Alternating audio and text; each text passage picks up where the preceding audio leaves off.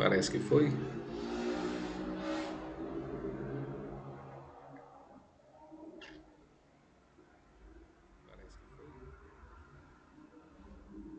Foi. Oh, coisinha que dá trabalho essa tecnologia aqui de transmissão ao vivo. Não sei se é meu programa que é muito ruim ou o que pode ser. Tirar o áudio aqui. Então, hoje é dia de sábado, 3 de julho de 2021. Quero começar uma nova série de vídeos de análises geopolíticas, coisa que eu deveria estar fazendo há muito tempo, mas por diversas circunstâncias, né, acabou não dando certo. Na verdade, era para ter começado desde o início do blog Geopolis, ou seja, 1 ano e meio atrás. Ou seja, quase 1 ano e meio de atraso, né? Mas acontece. Houve muitas coisas e houve uma coisa muito interessante e grave que aconteceu de 1 ano e meio para cá, que interrompeu essas análises, que foi a própria pandemia.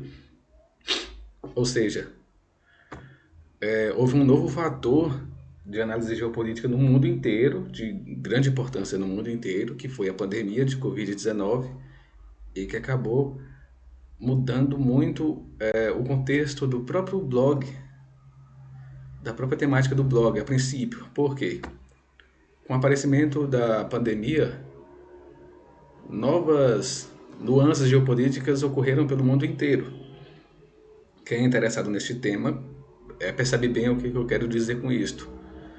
A política mundial, a política internacional mudou completamente.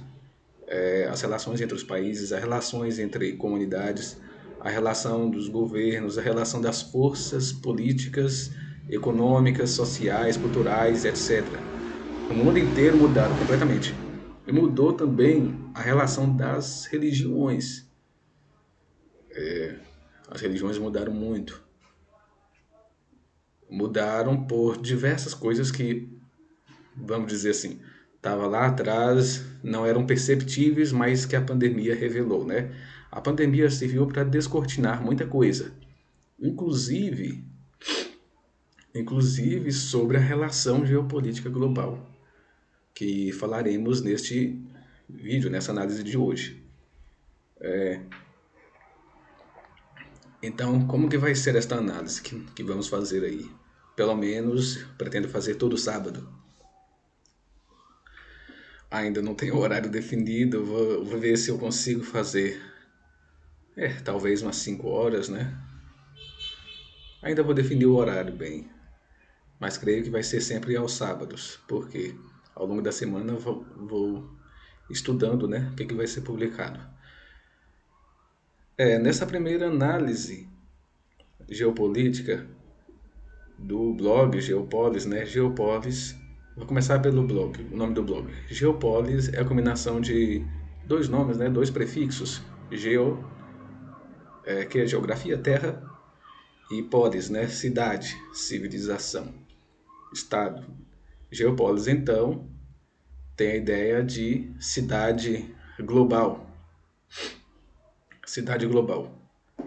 Por que esse nome? Por que cidade global?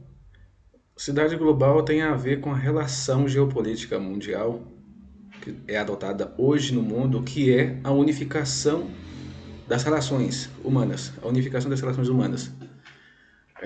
Você tem aí você tem a união de diversos países buscando interesses em comum perante o mundo.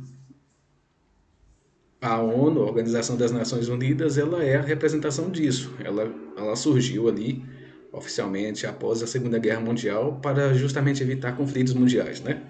Para evitar novas guerras. Bem, não consegue evitar.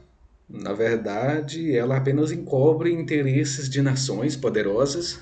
Por exemplo, você não vê ali a defesa dos interesses de Gana, do Zimbábue, perante a China, perante a Rússia, perante os Estados Unidos. Não, pelo contrário, esses países é que mandam nos outros. Então, o que a Organização das Nações Unidas, a ONU, mudou nesse quesito?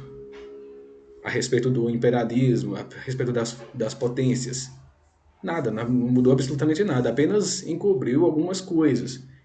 Então, para que a ONU existe mesmo? É para defender o interesse de todos os povos, de todas as nações? Mas é claro que não. O interesse da ONU, em primeiro lugar, é a uniformização da política mundial, submetendo todos os interesses dos povos a um conjunto de interesses que não são interesses dos povos, mas que é o interesse de uma classe dominante. Essa classe dominante, ela é muitas vezes correspondente a membros de governos, interesses, governos, empresas e, enfim, a elite desses países, dessas potências, dessas superpotências mundiais. Então, a ONU ela acaba aqui sendo apenas uma instituição que encobre os interesses destes grupos, voltando a dizer, desses grupos que são de origem desses países. Se a ONU ela defende interesses globais, não é interesses globais da humanidade em geral, dos povos em geral. Ao contrário, ela busca os interesses globais, sim, mas de uma elite que se presume global. Ou seja, é uma elite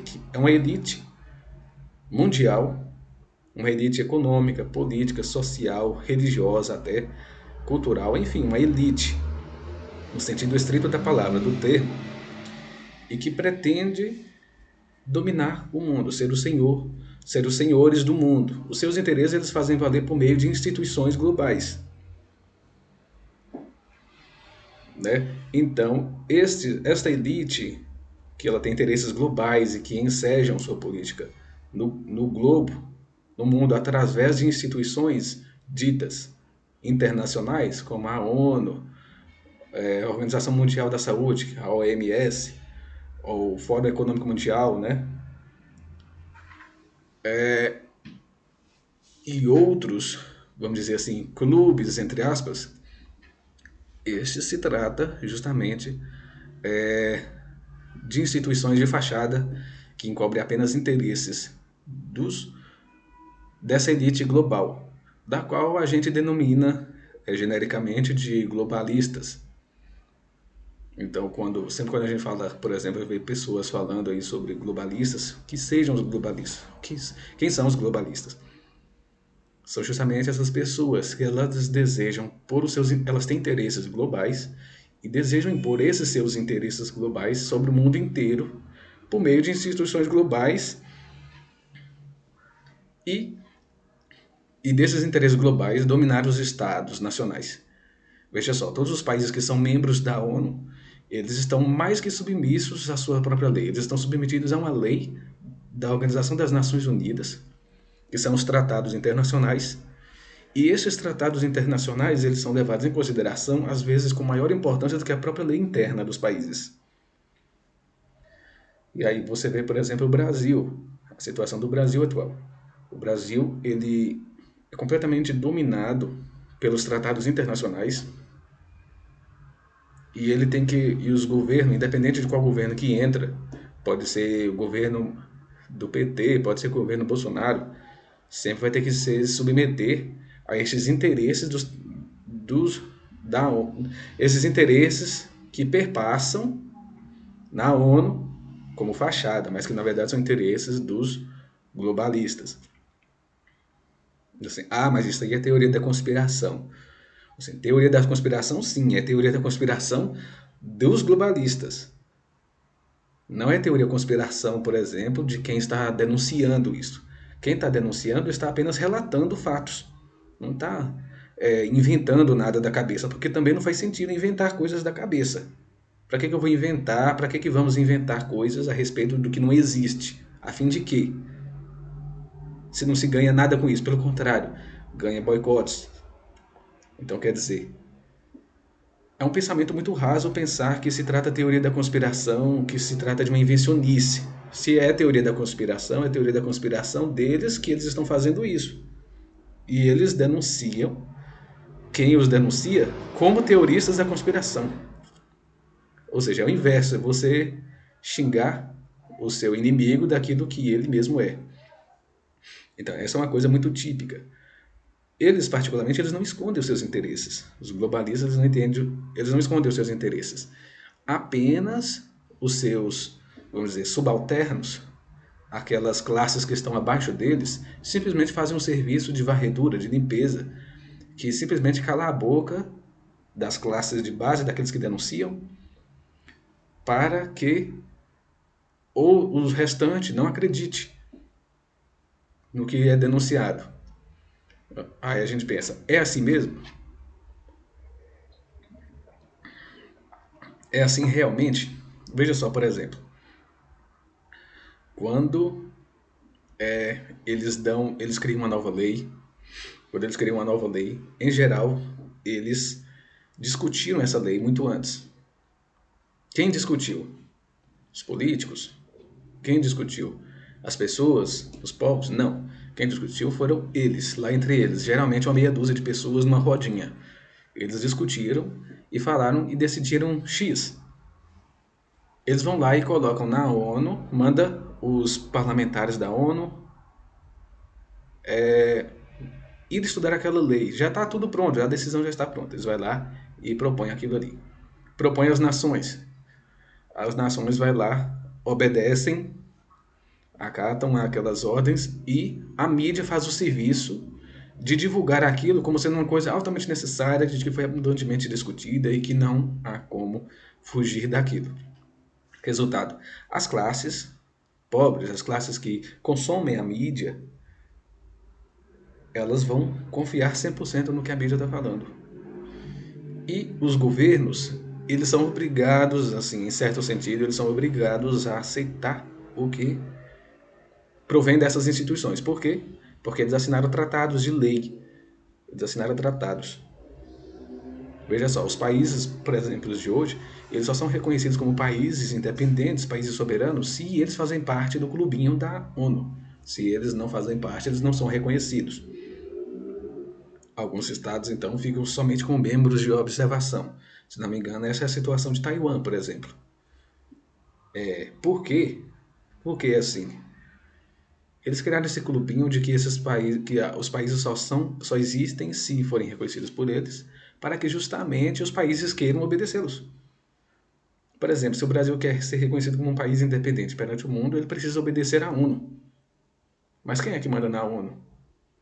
Quem escolhe os membros da ONU? Somos nós? Não. Quem escolhe são um clube de letrados, né? Um clube, uma elite, uma pequena elite, da qual ninguém sabe o nome. Ninguém assim do povão. Quem estuda muito sabe, né? Sabe de alguns nomes aí, pelo menos. Não é tão escondido assim. Por exemplo, a Organização Mundial da Saúde, ela é financiada por estados, por governos, né? Pelos estados, pelos países. O maior financiador da Organização Mundial da Saúde é os Estados Unidos. São os Estados Unidos. O segundo maior financiador é Bill Gates. Ou seja, o segundo maior financiador não é um país, e sim uma pessoa. Bill Gates. Bill Gates, ele é um exemplo clássico. Podemos dizer assim que ele se tornou um exemplo clássico de globalista. Por quê? Porque ele tem interesses globais, as ações dele são em vista a criar modificação da política global, ele investe nisso, trabalha para isto, e ele inclusive financia isto por meio de suas empresas, fundações, Fundação Bill e Melinda Gates. Ele insere aquilo que ele quer, aquilo que está nas ideias dele. Inclusive a Organização Mundial da Saúde, ele é o segundo maior financiador, se não me engano, quase chegando perto dos Estados Unidos, ou seja, ele é praticamente, com isso, ele é praticamente dono da Organização Mundial da Saúde. Uma única pessoa, porque os outros são estados. Os estados, eles não são pessoas. Os estados, eles são apenas instituições jurídicas reconhecidas pela ONU. A Organização Mundial da Saúde faz parte da ONU. Então, quer dizer, veja só. Você tem, os estados precisam do reconhecimento da ONU para serem reconhecidos como estados soberanos, independentes. Se precisa ser reconhecido por outra, é porque não é soberano, né? Isso é uma coisa óbvia. Mas eles precisam ser reconhecidos pela ONU, já começa por aí. E a ONU tem um dos seus braços, por exemplo, a Organização Mundial da Saúde, que cuida da questão da saúde pública global. É como se fosse um grande ministério da saúde global, do mundo inteiro, que envolve todos os países membros da ONU, e o segundo maior e, o, e os financiadores da Organização Mundial da Saúde são estados, ou seja, são os estados. Os estados que, por sua vez, precisam do reconhecimento da ONU. Ou seja, os estados atuais, eles se tornaram codependentes, né, com a ONU. Uma coisa está dependente da outra, mas veja só, o Bill Gates ele não é um estado, ele é um sujeito, ele é um indivíduo, e ainda assim ele é o maior financiador, pode-se dizer que ele é o maior financiador da Organização Mundial da Saúde. O que isso significa? Significa que ele é dono da Organização Mundial da Saúde. Se ele é dono da Organização Mundial da Saúde, significa que ele está acima dos estados, ele está acima da Organização Mundial da Saúde, ele está acima da ONU. Ele é apenas um sujeito, existem muitos outros que são do mesmo patamar que ele, do mesmo pensamento, do mesmo clube, vamos dizer assim.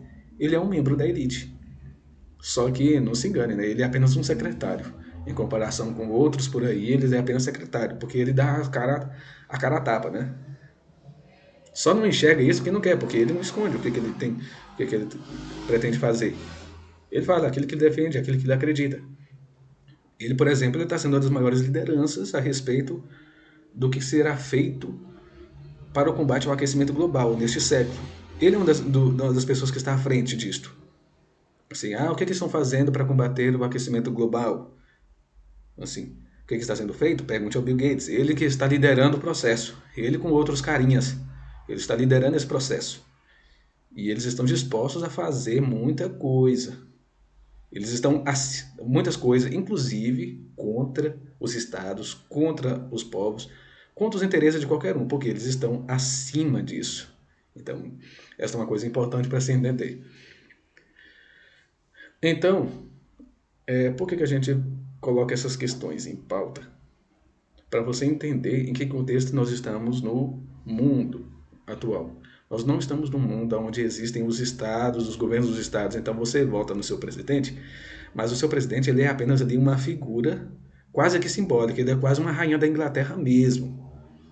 Ele não consegue mandar muito além do que a rainha da Inglaterra.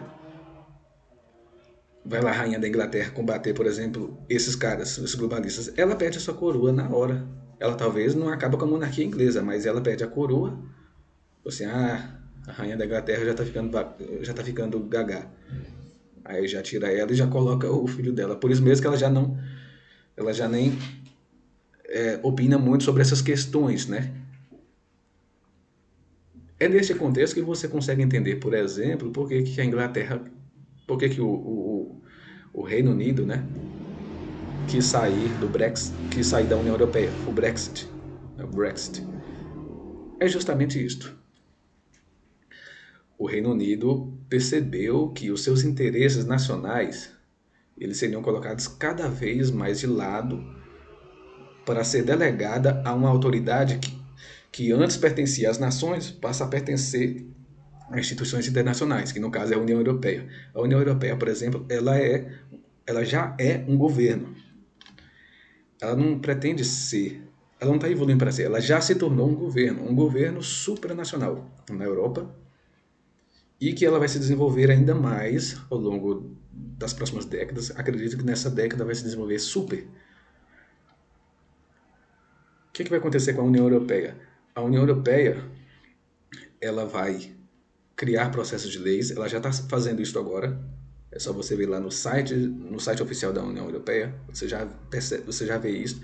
Eles estão fazendo uma votação para que qualquer cidadão possa votar e, curiosamente, possa votar no site. Ou seja, os cidadãos poderão votar o que eles pretendem mudar, o que eles pretendem que seja a União Europeia no futuro. Eles poderão fazer isso por meio de votação eletrônica, poderá dar suas opiniões eletrônicas. Agora, qual é o problema gravíssimo a respeito disso? Acontece que fazer votações desse tipo pela internet pode ser uma grande furada, porque elas podem ser reais ou podem não ser. Elas podem ser interesses reais da maioria do povo, pode não ser. Porque quem garante que o interesse que vai ser colocado em pauta futuramente seja realmente o interesse da maioria, mas vai ser divulgado como se fosse o interesse da maioria. Por quê? Porque foi coletado da internet. Então, quer dizer, não tem coisa mais fajuta do que fazer votação por internet. Absolutamente fajuto. Você pode colocar qualquer coisa ali e dizer que recebeu milhões de votos. A internet não é uma coisa segura. Coisas eletrônicas não são seguras. É por isso que existe no Brasil muita pressão a respeito do voto impresso. Por quê? O voto impresso é uma garantia de que aqueles votos existem e que eles podem ser comprováveis sempre que for requisitado. E isso é fato. Agora, quem é contra isto, quem é contra uma forma de registro físico, que no caso seja o papel impresso, é uma pessoa, no mínimo, lunática, de achar que com isso pode haver trapaça. Não existe trapaça, porque se você imprime um comprovante para cada pessoa que votou tem o seu comprovante de votação, quantas pessoas podem ter 1 milhão de partidos, se todos eles acham que o voto foi feito de maneira absolutamente falseada, esses 1 milhão de partidos eles podem se unir e verificar juntos e vão verificar a veracidade da contagem de votos. Ou seja, de que maneira pode ser fajuto uma contagem de votos impressa? É impossível. A menos que você coloque 1 milhão de partidos, 1 milhão de pessoas que são adversárias umas das outras, e ter total concordância a respeito de um processo fajuto. Mas isso é praticamente impossível, por definição. Já, mesmo que elas fizessem isto vamos dizer assim, mesmo que elas fizessem, vamos supor que 1 milhão de partidos, é claro que é um exagero muito, muito, muito grande, mas vamos supor que 1 milhão de partidos diferentes, eles concordem sobre um processo fajuto. Só pelo número de partidos e só pelo número de pessoas que eles representam, eles declararam um resultado que no caso seria fajuto, como sendo aquele, só isso aí já legitimaria o voto, já seria uma espécie de segunda eleição, né? Já seria uma espécie de segunda eleição. Assim, ó, todos concordaram que deve ser daquela maneira. Já seria um processo democrático já por aí. É, claro que eu estou exagerando, não é assim, isso é impossível. Temos adversários concordes desta maneira. Então, quer dizer, com certeza, então, o resultado de voto impresso, ele pode não ser infalível, porque eu dei o exemplo aí agora, pode não ser 100% infalível, é verdade, mas é incomparavelmente mais seguro do que se for feito voto eletrônico. Voto eletrônico você pode programar que todo voto vai receber ali, ou X número de votos vai cair para tal candidato, o X número vai cair para outro. Ah, mas isso aí você está inventando, Charles. Sim, estou inventando, mas é possível. Estou dizendo que é possível fazer isso por meio do voto eletrônico. Não estou dizendo que é assim. Então tem que saber separar as coisas. Que pode ser, não significa que seja assim. Agora, o que vai garantir que não seja realmente assim? Justamente o voto impresso. A mesma coisa está sendo agora feita na União Europeia, a coleção de interesses do povo da União Europeia por meio dos por meio de coletagem eletrônica, né? Então, quer dizer, como eu falei, coletagem eletrônica absolutamente pode ser completamente falseado. Outra coisa, essa simples votação da União Europeia a respeito do que ela pretende ser no futuro significa que ela está caminhando para uma grande mudança futura, uma grande mudança global. Esta mudança, uma grande mudança no futuro. Sim, uma mudança global também, né? Mas uma grande mudança no futuro a respeito do seu corpo, da sua instituição. Ela já é um governo supranacional, mas ela vai se tornar efetivamente um governo, um Estado político, um Estado supranacional que vai engolir todos os Estados nacionais menores. Com certeza. No mínimo, esses Estados nacionais menores eles vão ser rebaixados a nível de província, pode-se dizer assim, debaixo debaixo dessa União Europeia. Em suma, nós estamos falando de uma confederação europeia um tanto singular, comparável provavelmente ao Império Romano. É uma verdadeira ressurreição do Império Romano nesse sentido, sem sombra de dúvida. E o Reino Unido ele quis sair da União Europeia justamente por causa disso, sabendo disto. Os caras não são bobos, eles sabem disto. Agora, por que eles não falam abertamente isso? Eles falam, mas acontece que existe as duas turmas, existe a turma do contra e a turma do favor. A turma a favor. A turma contra fala e são tratados como lunáticos. E a turma a favor, que é o establishment global, melhor dizendo, né? Eles vão afirmar que aquilo é uma coisa óbvia e que é natural e que não poderia ser de outra maneira. Então eles dizem que o futuro da União Europeia, o futuro da Europa junto, unida, como uma coisa só, como um país só, é uma coisa natural e que vai acontecer invariavelmente, uma coisa natural. E lutar contra isso é loucura. É essa a mentalidade deles, né? Agora, no, agora eles querem fazer isso também a nível global. Eles querem fazer isso também a nível global. E a ONU, ela é um dos instrumentos para isso. E todos os países hoje, invariavelmente, eles já são vítimas disso. Eles são vítimas e, vamos dizer, eu diria que eles são vítimas e algozes de si mesmos, né? Eles são vítimas da ONU, mas eles também são algozes porque eles é que alimentam a ONU. Eles querem fazer isso. Eu, particularmente, sou contra a ONU. Bem, existem certas ideias ali da ONU, existem certos aspectos ali do que representa a ONU que são bons. A diplomacia, por exemplo.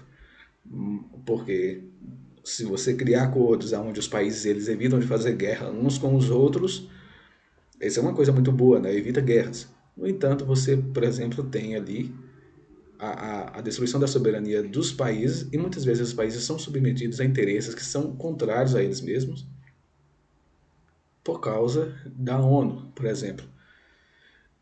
Então, creio eu, creio eu que a diplomacia unilateral ou mesmo em bloco, por exemplo, você pega aqui, ó, os países eles formam um grupo de interesse com determinada finalidade, com determinado interesse, e eles criam um acordo em conjunto de não fazer guerra uns com os outros. Bem, isso aí é uma coisa plausível, né? Criar um interesse em conjunto.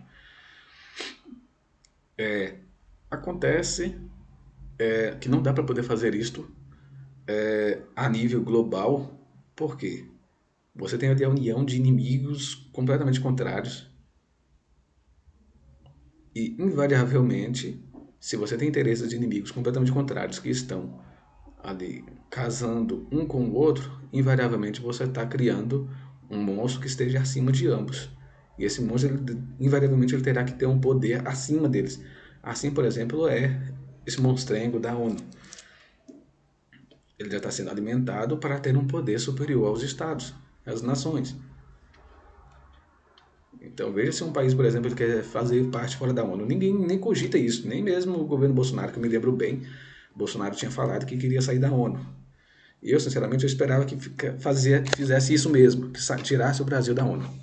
Mas é uma coisa quase impossível, porque se o Brasil sair, leva sanções, leva uma guerra econômica, uma guerra política mundial e nacional interna tão forte, mas tão feroz, que ele, o seu governo, não sobreviveria uma semana se fizesse uma coisa dessa. Ele não sobreviveria uma semana politicamente fazendo esse trabalho e ele não tem poder para isso, não tem apoio suficiente. Por quê? O apoio precisa vir da elite, não adianta somente o povão apoiar. Tem que ter o apoio da elite brasileira também. Só que a elite brasileira, ela é toda serva, ela trabalha diretamente com esta elite global. Como? Como que eles trabalham? Por meio da dependência econômica. Eles têm total dependência econômica. Então, quando nós...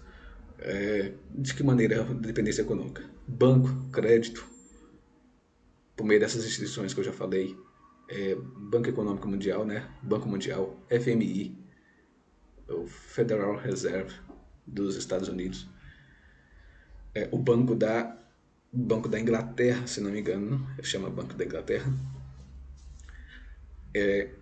e outras instituições.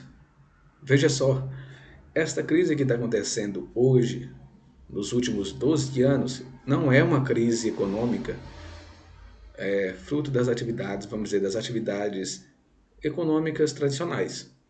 Ela é uma crise artificial. É uma crise inteiramente artificial. É uma crise artificial financeira, uma crise financeira, E ela trata de dinheiro, veja só, de dinheiro completamente fantasioso, assim como, sei lá, o mundo de Nárnia é fantasioso, é esta crise econômica. A crise econômica ela é inteiramente artificial para provocar crise e criar o enriquecimento desta mesma elite global. Eles enriquecem a cada ano mais e mais e mais e mais e mais, graças a esses artifícios que é a economia financeira. Então, você tem aí a contraposição de duas economias. Você tem a economia real e você tem a economia financeira. A economia tem a palavra técnica mais precisa. A economia real, no caso, a economia real, ela é aquela economia que quando você, por exemplo, compra um pão no mercado, um pão na padaria, você está participando da economia real, porque você tem ali um produto real sendo executado. Você está comprando um pão que realmente existe e vai te alimentar. Pronto. Você está dando dinheiro real. A economia financeira é uma economia artificial, é uma economia que ela não existe, ela é apenas uma economia de especulação. Se não me engano, acho que a palavra é essa mesmo, economia especulativa. A economia especulativa é, por exemplo, quando você compra ações na bolsa de valores. Você compra ações da Petrobras apostando que ela vai se valorizar, sei lá, 10% no mês de julho de 2021. Você aposta que ela vai se valorizar 10% e você lá tem uma ações no valor de R$ 1.000. Vai valorizar 10%, significa que você vai subir para R$ 1.100. Você ganhou R$ 100? Sim, você ganhou R$ 100 artificialmente, por uma valorização artificial. Você pode perder também de R$ 1.000, você pode perder para R$ 500. Num único mês, numa única semana, num único dia, numa única hora, inclusive. Tudo depende da execução, da transição, do contrato de execução. Então, quer dizer, a economia financeira artificial ela pode subir 10 vezes num dia, ela pode também cair 10 vezes num dia. Então, por que as pessoas investem nisto? É justamente por uma especulação. Agora, de que maneira que as pessoas vão querer trabalhar com especulação, sendo que elas podem perder tudo ou elas podem ganhar muito?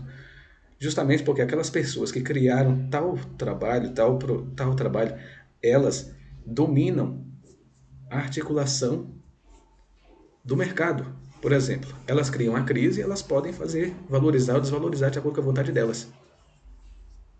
Se você tem um completo domínio, completo controle da valorização e desvalorização do mercado, você tem simplesmente todo o mercado nas mãos, você tem todo o dinheiro nas mãos.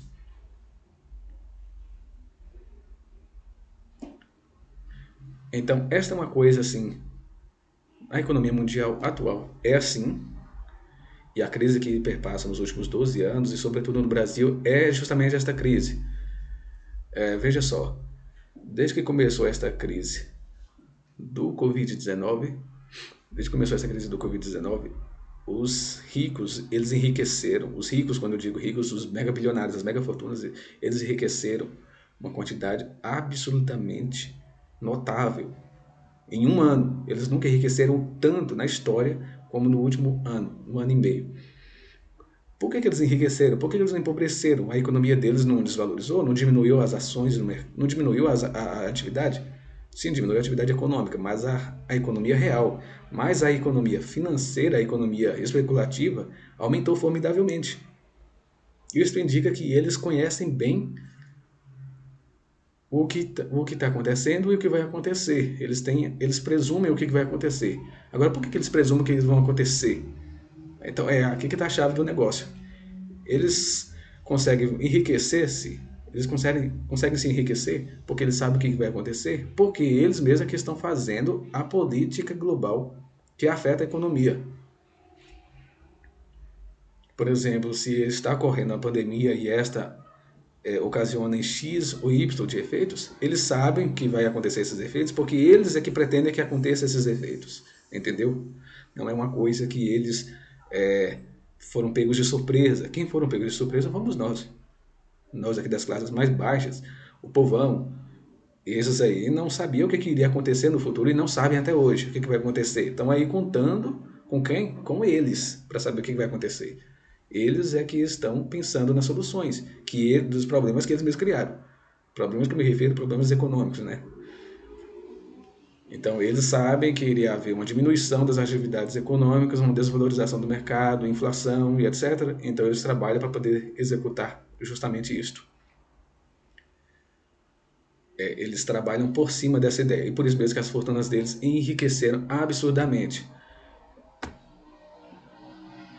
Vou mostrar aqui para vocês, para ser um pouco mais exato.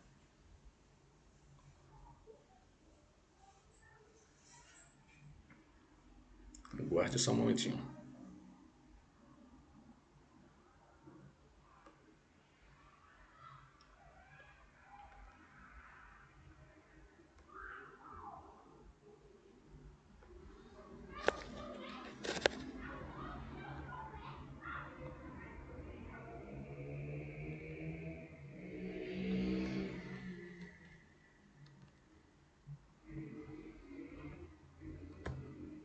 Meu Deus.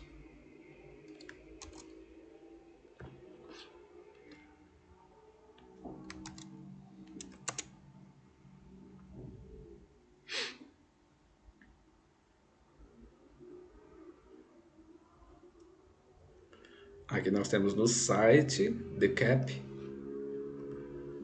Notícias. Aqui no site, né? Como investir. Aí que tem uma notícia falando sobre a fortuna dos bilionários, né? A fortuna dos bilionários do mundo aumenta 1,9 trilhões em 2020. 1,9 trilhões de dólares em 2020. Para você ter ideia, a economia do Brasil, por exemplo, caiu de 1,9 trilhões, quase 1,9 trilhões, né? Arredondando, para 1,4 trilhões. 1,4,5 trilhões, ou seja, 1 trilhão e 450 bilhões de dólares mais ou menos em 2020. Ou seja, a economia do Brasil encolheu mais de 20% em um único ano, enquanto a economia dos bilionários aumentou 1,9 trilhões. Ou seja, o Brasil empobreceu muito e os bilionários, as grandes fortunas, enriqueceram muito mais do que o Brasil. Muito mais, enriqueceram o equivalente a um PIB muito superior ao do Brasil. O equivalente ao PIB do Brasil em 2019 foi o que a economia deles cresceram. Foi o que a economia deles cresceu. Então veja só, essa é uma coisa absolutamente grave, absolutamente grave. E nesse caso, veja só, quem é o que mais enriqueceu, a título de curiosidade, né? Qual foi o carinha que mais enriqueceu durante esse tempo? O bilionário Elon Musk. Ele enriqueceu aqui, de acordo com o site, né, 414% entre março e novembro de 2020.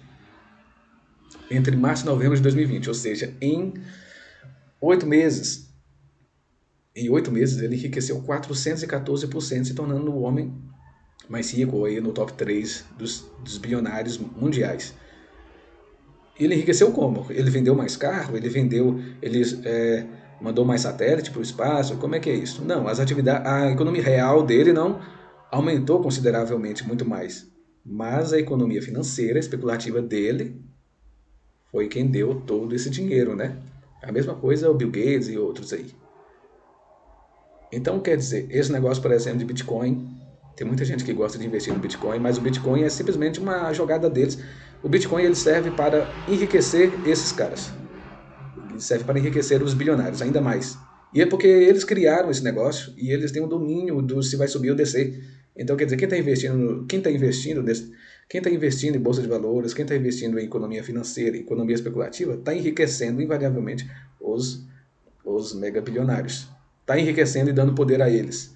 Porque você está tirando o dinheiro da sua economia real para a economia especulativa. E eles têm o domínio da economia especulativa. Enquanto que a economia real, eles também têm o domínio e estão sugando dinheiro. Então, quer dizer, veja só, a economia do Brasil de 1,9 trilhões caiu para 1,4,5 trilhões justamente por uma queda financeira, uma queda especulativa. O real se desvalorizou perante o dólar. Agora, quem controla o dólar? O dólar ele é emitido aí pelo Federal Reserve, é tipo o Banco Central dos Estados Unidos, mas quem controla não é o governo dos Estados Unidos, quem controla são essas empresas financeiras, né? São, vamos dizer assim, as corporações da Quinta Avenida, da famosa Quinta Avenida de Nova York. Então, quer dizer, esta é uma coisa muito óbvia, todos deveriam saber disso. No entanto, vejo muitas pessoas que elas realmente elas se deixam seduzir sobre qualquer novidade financeira. E o que você mais vê hoje em dia são novas formas de ganhar dinheiro por meio da economia especulativa. Eu mesmo, muitas vezes, não foram poucas vezes que eu me senti tentado a procurar tais meios, mas agora, desde a pandemia, eu percebi o malefício disto. Você coloca a economia, quanto mais você investe na economia especulativa, mais você torna dependente dela e mais você torna a economia dos países dependentes. Então, quer dizer, se o Brasil está do jeito que está nos últimos 10 anos, perdendo dinheiro, perdendo economia, o real desvalorizado, tudo isso aí é fruto da mera especulação econômica. Não é fruto de um empobrecimento generalizado. Agora, o perigo está no investimento que os brasileiros fazem cada vez mais, delegando seu dinheiro cada vez mais na economia especulativa. E essa economia especulativa vai fazendo com que o Brasil esteja cada vez mais sujeito ao empobrecimento causado pelos globalistas.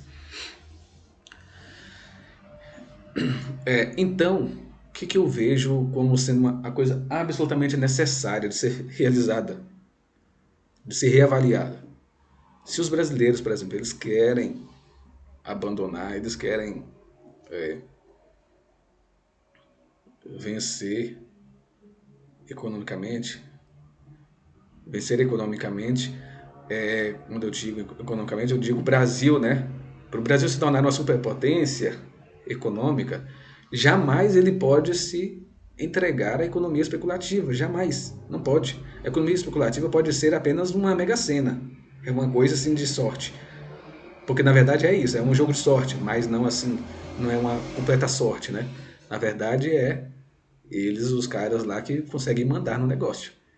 Eles conseguem dizer assim, queremos que desvalorize para X, queremos valorizar para Y. Você quer ter um exemplo bem claro e injusto, para você perceber o quanto que é injusto nisto? A JBS, a empresa de frigoríficos brasileira, pretende dominar o mercado mundial de carnes. Cresceu graças ao governo Lula e Dilma, né, e de Michel Temer.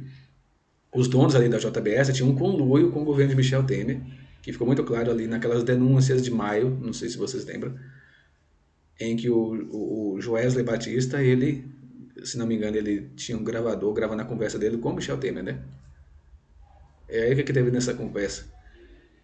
Essa conversa era uma conversa bombástica, revelando o conluio ali do Michel Temer com a JBS. Acontece que ele já sabia que ele mesmo fez a denúncia do conluio que ele mesmo estava fazendo com o governo Michel Temer. Ou seja, já era uma situação de vigarice tremenda, né? Ele denunciou, e como ele sabia que isso iria afetar o mercado financeiro brasileiro de uma maneira bombástica, ele já fez investimento de dinheiro, comprou muitas ações, se não me engano, foi comprado muitas ações, e na mesma hora, se não me engano, na mesma hora, de um dia para o outro, ele ganhou nada mais, nada menos, né? A empresa ganhou nada mais, nada menos que US$ 1 bilhão. US$ 1 bilhão.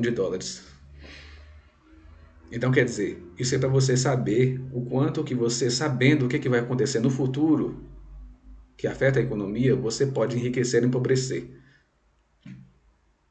Então, quer dizer, quem tem dinheiro, eu falo assim, quem tem mais dinheiro enriquece ainda mais. E quem tem pouco dinheiro fica cada vez mais pobre. De certa maneira, isso é verdade. Porque os megabilionários, eles não enriquecem porque eles estão tirando dinheiro dos mais pobres. É porque eles dominam o mercado, literalmente, eles sabem o que vai acontecer, eles estão investindo para ter o domínio financeiro e econômico. Então, quer dizer, tudo é jogo para eles. Quando eu digo esses megabilionários, sobretudo aqueles que já não dependem mais do livre mercado, né? Eles já estão acima do mercado, eles já estão acima dos governos, acima das nações, acima de tudo.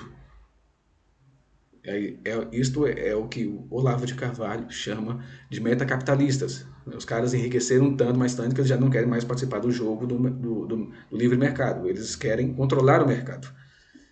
E por controlarem o mercado, eles ditam os preços, as regras.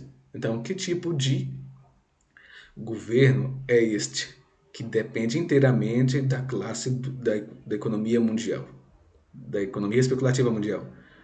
É um governo do tipo fascista.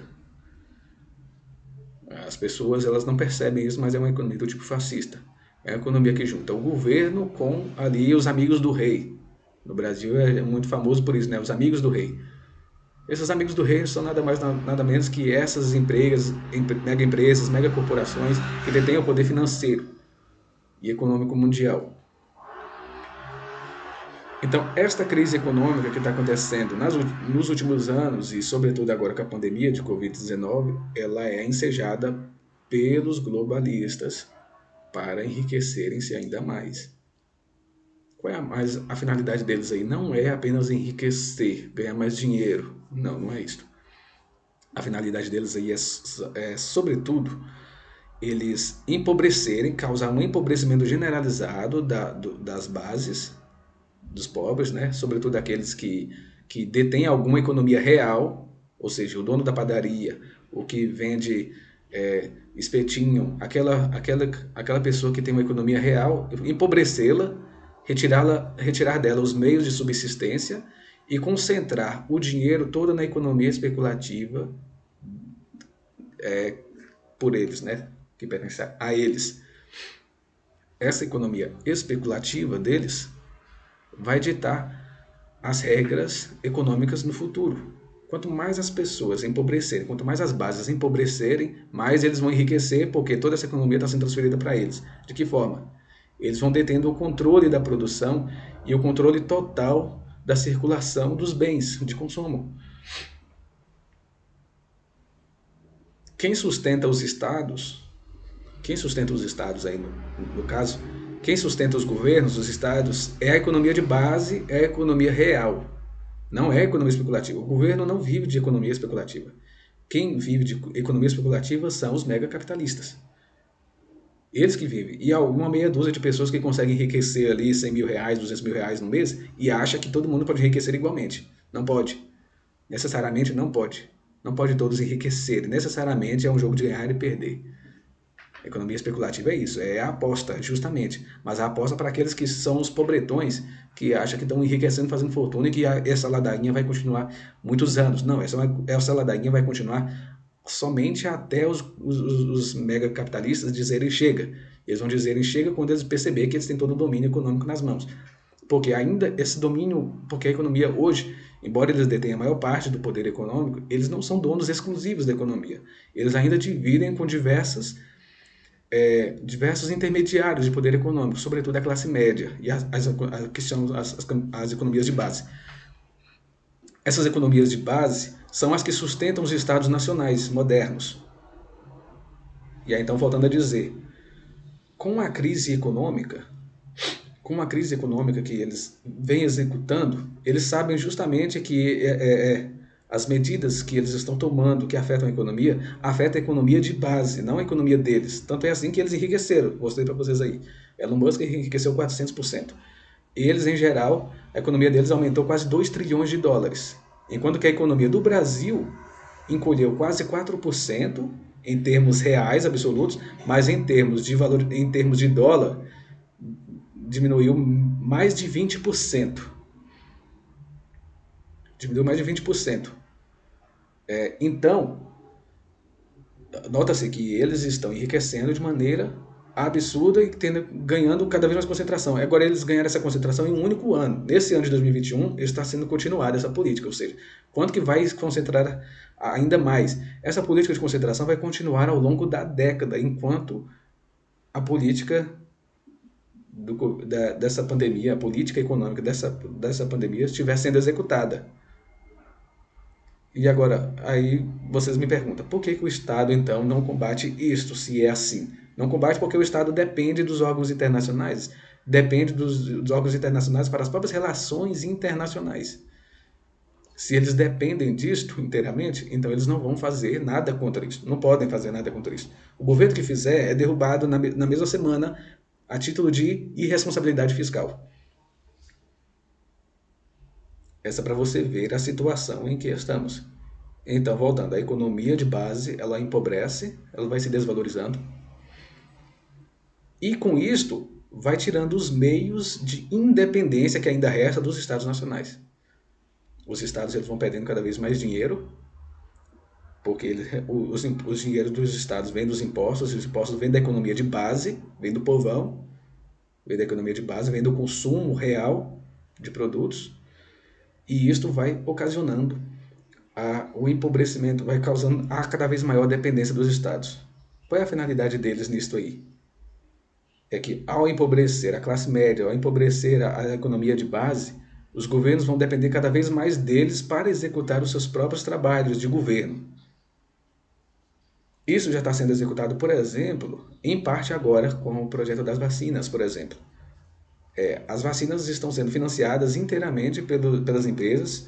As empresas não estão praticamente gastando nada, gastando muito pouco com o projeto das vacinas. Quem está gastando são os governos que estão financiando. Elas estão, então, trabalhando, produzindo uma coisa que não depende da economia de base, depende inteiramente do financiamento dos governos, que por sua vez sugou o dinheiro da economia de base. Elas vão estar lançando essas vacinas, o governo por sua vez vai estar comprando essas vacinas, né, financiando através da compra e distribuindo para a população. E enquanto isso, elas vão enriquecendo absurdamente mais. Então, quer dizer, essa já é uma forma de dependência. Essa já é uma forma de dependência econômica que eles já estão criando, né? Mas isso aí é apenas um exemplo. Bem, eu acho que por hoje, deixa eu ver se tem algum item.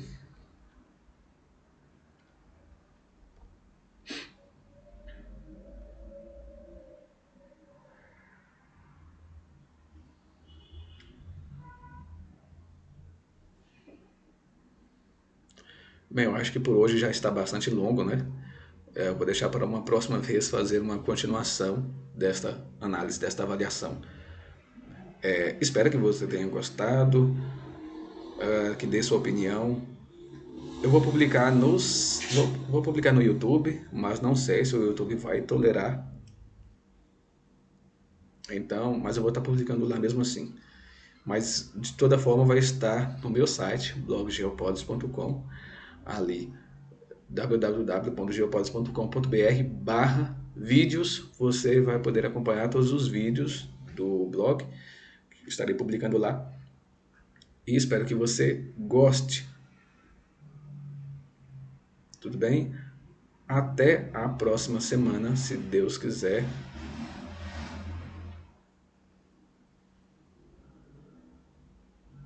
Até mais.